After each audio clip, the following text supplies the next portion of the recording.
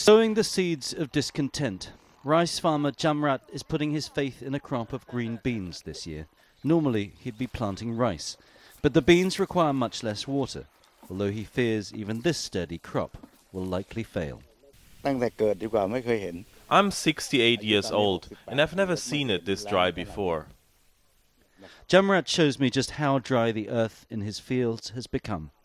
Monsoon rains that would usually have left the rice paddy submerged in water never arrived.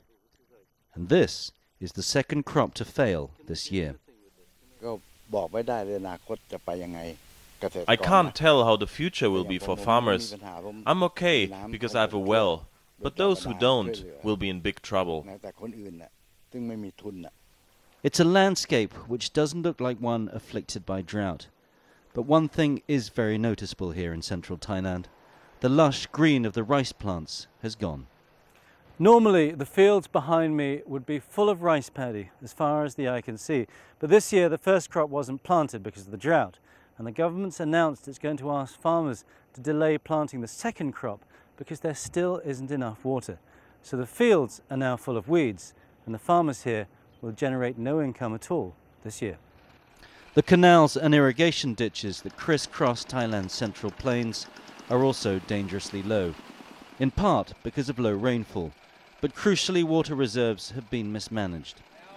Earlier in the year, when the rainy season failed to start, limited water resources were rationed by the military, but many farmers complain a disproportionate amount was allocated to Bangkok, while those who needed it most were left high and dry. And in the aftermath of the 2011 floods, dams have been kept at dangerously low levels.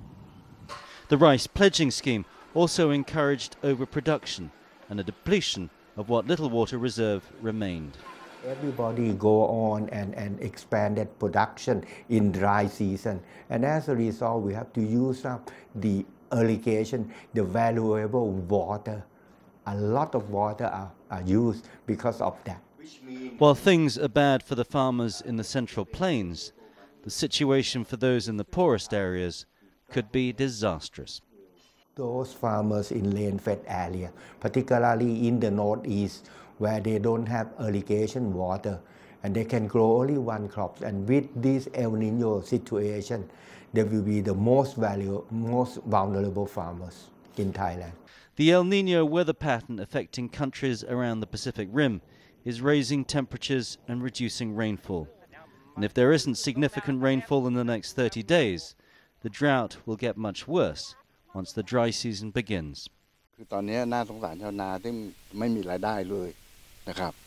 All of our income has gone. The main problem is water. Without water, we can't do anything. And we have to borrow money to survive, which adds to our problems. Many farmers have already lost hope of a rice crop for this year.